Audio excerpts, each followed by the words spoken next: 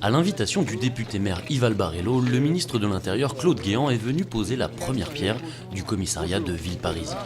En présence de José Hannequin, maire de Villeparisis, et du préfet de Seine-et-Marne, Pierre Monzani.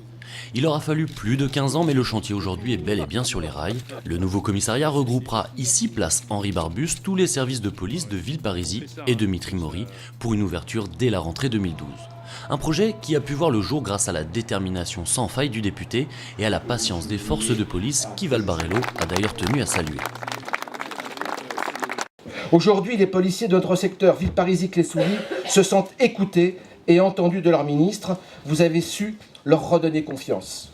Les personnels ont accepté de travailler dans des situations non acceptables, mais nécessitées par la satisfaction de l'intérêt général. Qu'ils en soient chaleureusement félicités et remerciés. Le nouveau commissariat traduit la volonté du gouvernement et de vous-même d'assurer la sécurité des citoyens dans les meilleures conditions possibles. Nous ne doutons pas de votre détermination et de celle du président. Votre présence aujourd'hui parmi nous le prouve. Monsieur le ministre, encore un immense merci et vive le nouveau commissariat de police de Villeparisis. Un véritable chemin de croix quand on sait que le projet avait débuté en 1994. Plus de 10 ans plus tard, en 2005, Nicolas Sarkozy, alors ministre de l'Intérieur, s'était engagé à la création de ce nouveau commissariat. Et c'est finalement Brice Hortefeux qui fera aboutir le projet. Un projet et un outil indispensable au bon fonctionnement des services de police.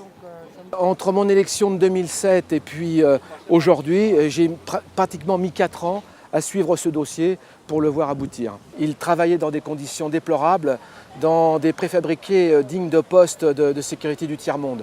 Et donc, à l'aube de 2012, il était important de pouvoir réaliser un tel équipement.